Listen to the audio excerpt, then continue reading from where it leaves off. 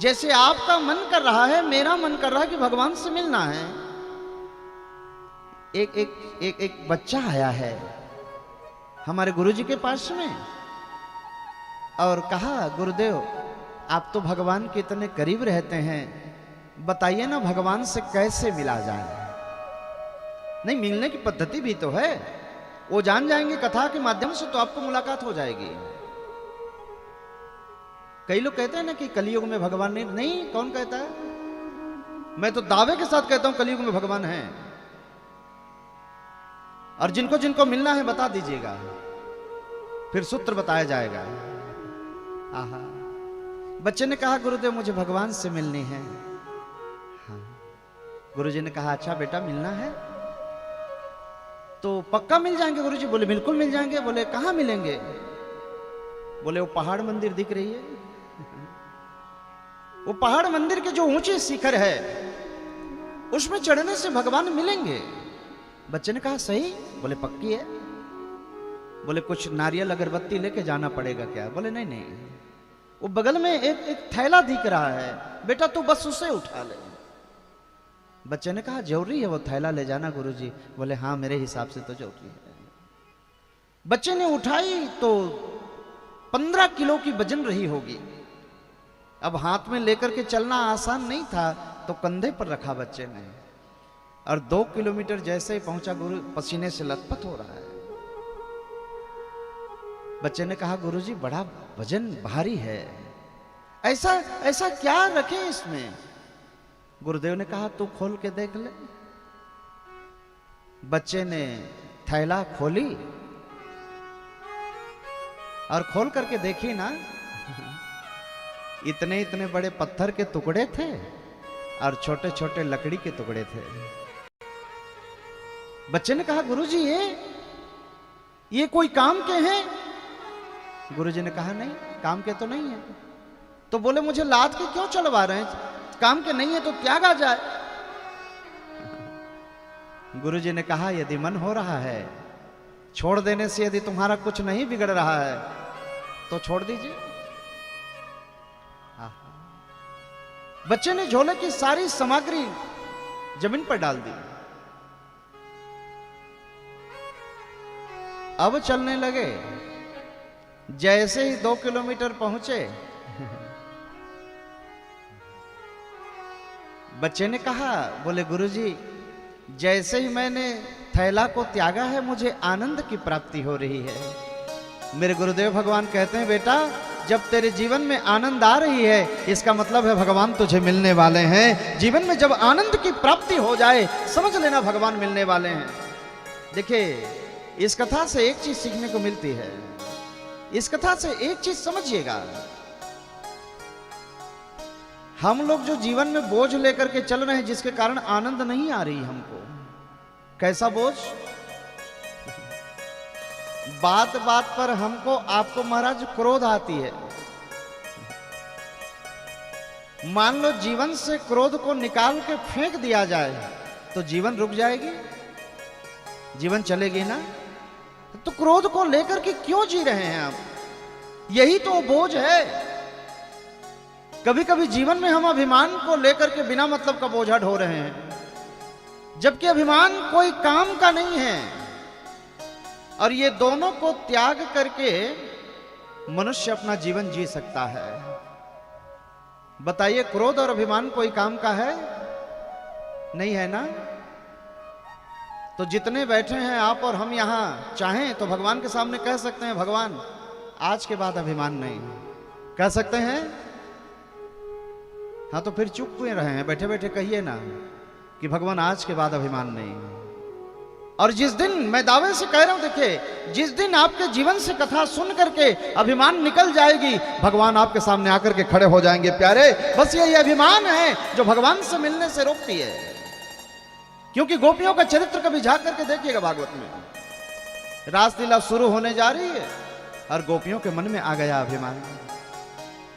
और शास्त्र कहती है जहां अभिमान भगवान अंतर ध्यान।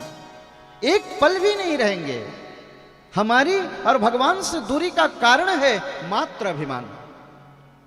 हम सब आप बैठे बैठे यहां पर आज संकल्प कर लेंगे कि आज के बाद महाराज अभिमान नहीं आएगा, आज के बाद क्रोध नहीं आएगा।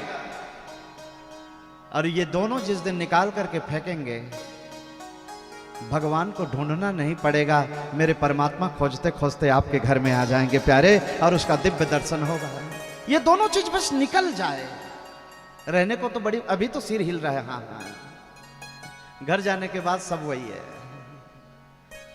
घर जाने के बाद तो माताओं को ये कहेंगे अभी से भोजन नहीं बनी है, बड़ी भगत बनी हूं, वहां कथा सुन रही हूं, भोजन कौन बनाएगा। कथा पंडाल में तो सब हाँ हाँ है, जाने के बाद पता चलता है कि कौन कितनी गहरी पानी में है। और यहां से जो सुधर करके गया, यहां से जो सुन करके सुधार लिया जीवन को, बेड़ा पार है। नहीं तो सुनते रहिए हजार कथा, क्या फर्क पड़ती है महाराज। आहा,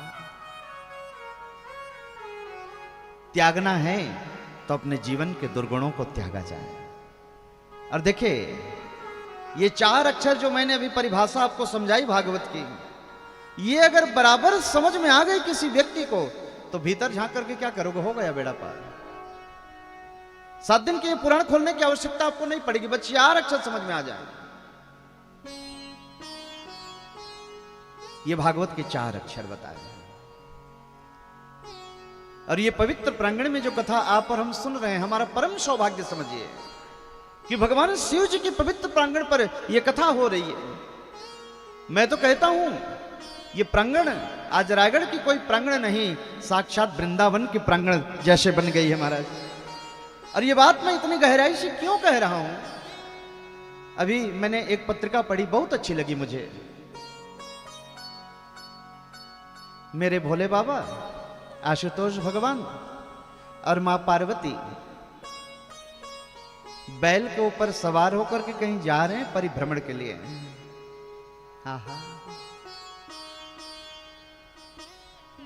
घूमते घूमते मेरे शिव जी जा रहे, अचानक एक ऐसी मैदान दिखी मेरे बाबा को, उतर करके दंडवत कर रहे हैं। अब मां पार्वती की हिम्मत तो नहीं बनी यहां पर कि कुछ पूछा जाए, क्योंकि पति परमेश्वर है। और आजकल के पति परमेश्वर थोड़ी बाबू रह गए, कुछ भी पूछ लो। आजकल तो ऐसा ही चलता है बाबू। आहा, शिव जी ने जाकर के साष्टांग किया, आकर के बैल पर बैठ गए, 2 कोस दूर और गई बैल, फिर उतर के दंडवत कर रहे। मां पार्वती सोच रही है प्रणाम किसे करने हैं। और जैसे प्रणाम करके फिर बैल के पास आए, तो मां पार्वती डरते डरते पूछ रही, बाबा क्षमा करिएगा, आप बार बार उतर के दंडवत कर रहे हैं, मेरी समझ से परे हैं। ना कोई मंदिर है, ना कोई नदी है, ना कोई तालाब है, आप प्रणाम किसे कर रहे हैं प्रभु।